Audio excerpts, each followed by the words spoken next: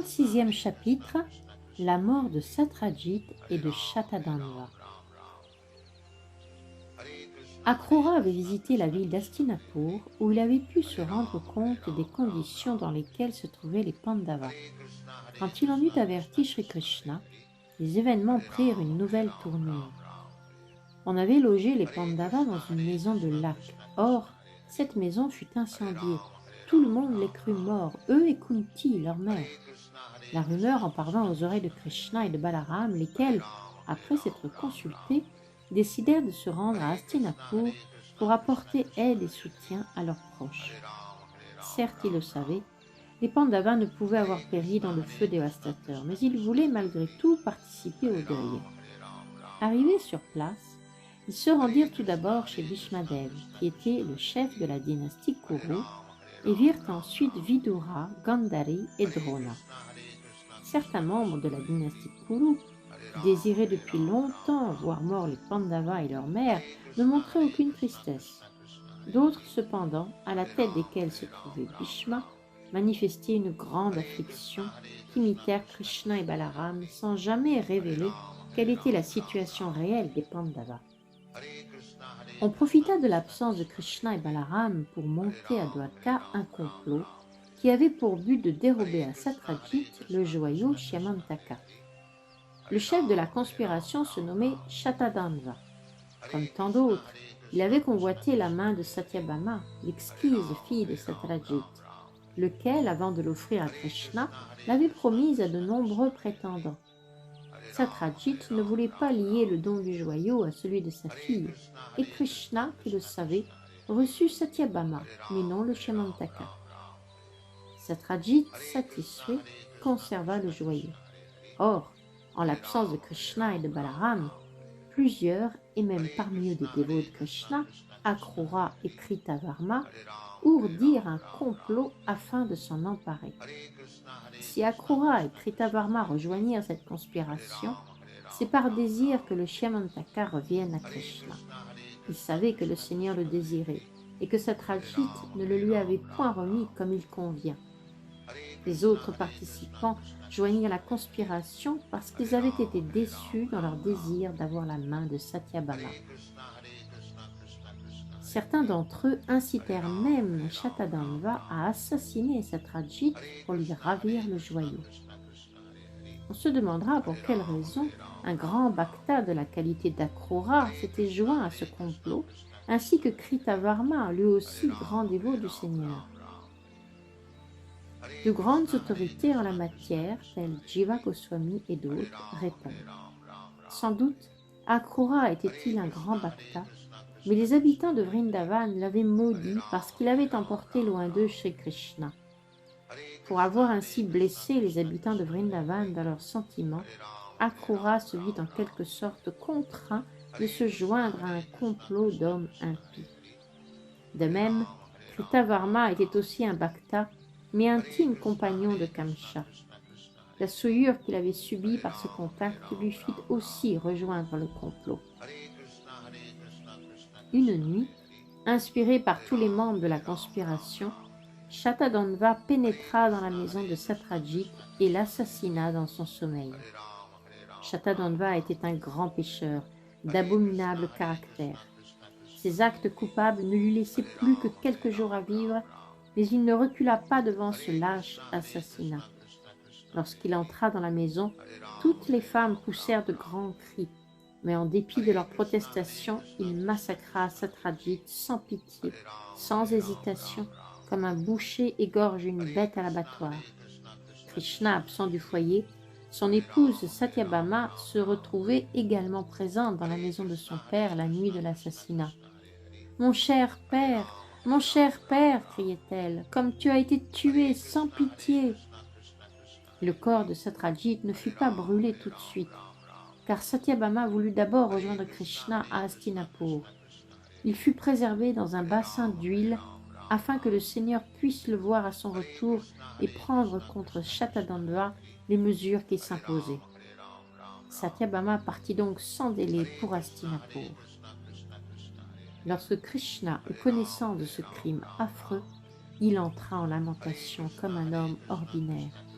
Ici encore, sa grande tristesse peut paraître étrange, puisqu'il n'est en rien sujet aux actes et à leur suite. Mais jouant le rôle d'un être humain, il exprima toute sa sympathie pour le deuil de Satyabhama, et ses yeux, à l'écoute du tragique récit, s'emplirent de larmes. « Oh, moment infortuné !» se lamenta-t-il. Puis, Krishna et Balaram, ainsi que Satyabhama, reprirent la route de Dwarka avec le projet de faire périr Shatadandva et de lui reprendre le joyau. Quelque endurci qu'il fût dans le crime, Shatadandva craignait tout de même beaucoup la puissance de Krishna. L'arrivée du Seigneur le jeta dans les affres d'une grande terreur.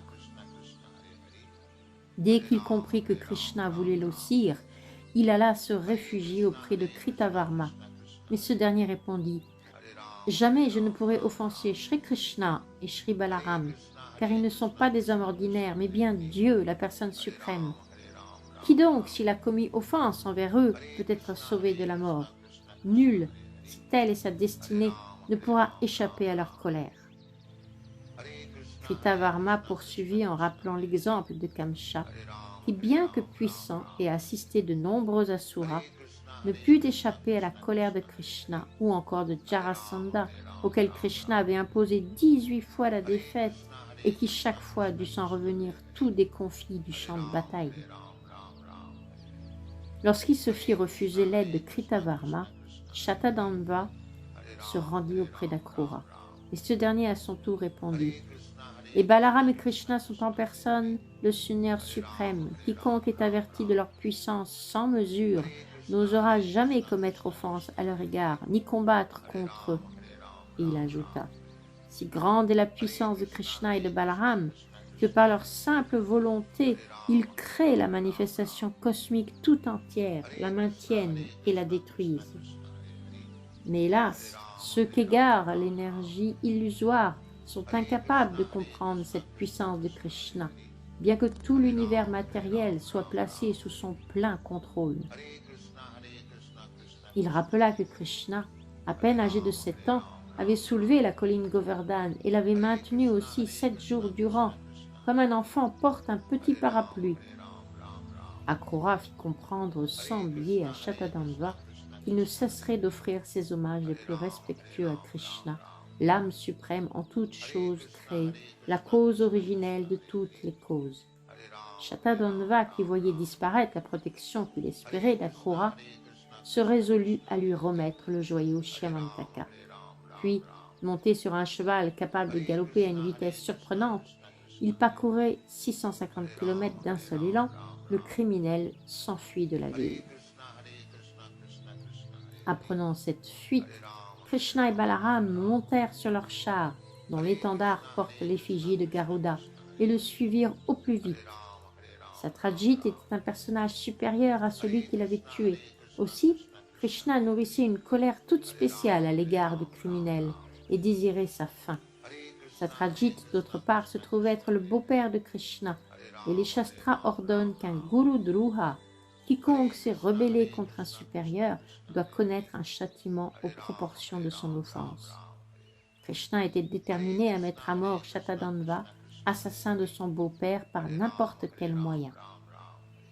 Le cheval du fuyard, épuisé, périt près d'un pavillon de Mithila. Shatadandva fut réduit à courir très vite. Par souci d'agir avec loyauté, Krishna et Balaram descendirent de leur char afin de le poursuivre à pied. En pleine course, Krishna se saisit de son disque et en trancha la tête de Shatadandva. Puis, il chercha dans les vêtements de mort le joyau Shyamantaka sans les trouver. Se retournant vers Balaram, il lui dit « C'est en vain que nous avons mis à mort cet homme, car le joyau n'est point sur lui. » Mais Shri Balaram suggéra « Peut-être l'a-t-il confié à quelqu'un d'autre à Dwarka. C'est là qu'il te faut chercher. » Shri Balaram voulut rester quelques jours à Mithila pour y jouir de l'intime amitié qui le liait au roi de cette ville. Krishna s'en retourna donc seul à Dwarka. Lorsque le roi de Mithila, Janaka Maharaj, vit Shri Balaram entrer dans sa ville, il en ressentit grande satisfaction et reçut le Seigneur avec une hospitalité pleine de marques d'honneur. Il lui offrit pour son plaisir de nombreux objets précieux. Shri Balaram, en tant qu'invité d'honneur, s'installa dans la ville pour plusieurs années. C'est alors que Duryodhana, fils aîné de Dhritarashtra, saisissant cette occasion de l'approcher, apprit de lui l'art de combattre avec la masse. Krishna, de son côté, était revenu à Dwarka, où il avait appris à son épouse Satyabhama, pour lui plaire, la mort du meurtrier de son père. Mais il lui rapporta aussi qu'on n'avait pas trouvé le joyau sur la personne de Shatadhanva. Puis, comme le veulent les principes religieux, Krishna, assisté de Satyabhama, accomplit les cérémonies en l'honneur de la mort de son beau-père, cérémonies auxquelles tous ses proches et ses amis se joignirent. Akrura et Kritavarma, proéminents instigateurs du complot contre Satyajit, avaient bel et bien incité Shatadhanva au meurtre. Aussi, lorsqu'ils apprirent que Krishna était de retour à Dwarka, après avoir tué de ses mains le coupable, ils se hâtèrent de quitter la ville. Akrura absent, les habitants de Dwarka crurent sentir peser sur eux des menaces de pestilence et de catastrophes naturelles. Mais c'était pure superstition, car la présence de Shri Krishna suffit à préserver de tout mal. On nota cependant quelques perturbations à Dwarka. Le sentiment populaire s'explique ainsi. Jadis, dans la province de Kashi, dans l'enceinte de Varanasi, avait sévi une grande sécheresse qu'aucune pluie ne venait apaiser. En ces temps, le roi de Kashi maria sa fille Gandhini avec Svafalka, le père d'Akrura. Ce mariage se fit sur les conseils d'un astrologue et il se trouva qu'après les cérémonies nuptiales, les pluies se mirent à tomber en abondance sur la province. Le père d'Akrura jouissait de pouvoirs surnaturels et on les attribua également à son fils. Ainsi prit corps la croyance que partout où demeurera Akrura ou son père, ni famine, ni sécheresse, ni aucune autre catastrophe naturelle n'apparaîtrait. On tenait à juste titre pour heureux et prospère un royaume où ces troubles étaient inconnus, libres de toute chaleur et de tout froid excessif, où les gens vivaient dans le bonheur physique, mental et spirituel. Quand dans une ville heureuse apparaissent quelques malheurs, on en voit la cause dans le départ ou l'absence de quelques personnages de bon augure. Ainsi se répandait la rumeur selon laquelle l'absence d'Akrura engendrait des événements sombres. Certains parmi les anciens de la ville notèrent également, après son départ, quelques signes peu propices, mais ils les attribuèrent à l'absence du joyau Shyamantaka. Shri Krishna, mis au fait de ces rumeurs, décida de faire revenir Akrura du royaume de Kashi où il avait cherché asile. Akrura était l'oncle de Shri Krishna, qu'il accueillit dès son retour dans la ville de Dwarka comme il convient à un supérieur. Krishna est l'âme suprême dans le cœur de chacun et il a parfaite connaissance de ce qui s'y passe. Il savait tout du complot d'Akrura et de Shatadhanva. C'est pourquoi il accompagna d'un sourire ses premières paroles à Akrura. Le nommant haut parmi les hommes magnifiques, Krishna lui dit « Mon cher oncle, je n'ignore pas que le joyau Shyamantaka te fut légué par Shatadhanva. Le roi Satyajit n'avait pas de fils, et il n'existe donc aujourd'hui aucun héritier direct pour ce joyau. Sa fille, Satyabhama, n'aspire pas à le posséder, mais le fils qu'elle porte en tant que petit-fils de Satyajit en deviendra, après s'être soumis aux principes régulateurs de l'Ouari, héritier légitime. Shri Krishna voulait qu'Akrura sache que Satyabhama attendait déjà un fils, lequel serait donc l'héritier légitime du joyau et le lui reprendrait sans aucun doute. Krishna poursuivit. La puissance de ce joyau est si grande qu'un homme ordinaire ne peut en assurer la garde.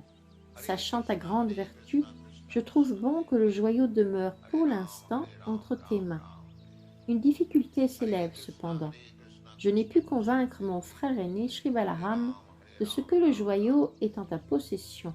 Je te demande donc, ô cœur magnanime, de me montrer le Shyamantaka devant d'autres proches pour la satisfaction de tous. N'iras-tu que le joyau soit entre tes mains? Mais la rumeur publique dit que ton opulence s'est grandement accrue et que tu accomplis maintenant des sacrifices sur un autel d'or massif.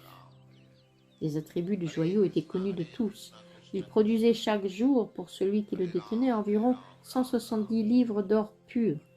Akrura distribuait largement ces quantités d'or à l'occasion de sacrifices. C'était une preuve positive que le joyeux Shemantaka se trouvait aux mains d'Akrura. Le ton doux et amical de Shri Krishna convainquit Akrura, qui comprit que rien ne saurait demeurer caché au Seigneur, et apporta devant lui, recouvert d'une étoffe, le précieux joyau, resplendissant comme un soleil. Shri Krishna prit dans sa main le Shemantaka, le montra à tous ceux de ses proches et de ses amis qui se trouvaient présents, puis le rendit à Akrura devant les mêmes témoins pour qu'il sache bien que c'était désormais Akrura qui, dans la ville de Dwarka, gardait le Shemantaka. Cette histoire est pleine de sens. Il est dit dans le Srimad Bhagavatam que quiconque l'entend, la narre ou simplement la garde en mémoire se verra affranchi de toute diffamation comme des suites de ses actes impies et qu'il atteindra la perfection de la plus haute paix. Ainsi s'achèvent les enseignements de Bhaktivedanta pour le 56e chapitre du livre de Krishna, intitulé « La mort de Satyajit et de Shatadanda ». Hare Ram, Ram Ram, Hare Hare. Hare Krishna, Krishna Krishna, Hare Hare. Hare Ram, Ram Ram, Hare Hare. Hare Krishna, Krishna Krishna, Hare Hare. Hare Ram, Ram Ram.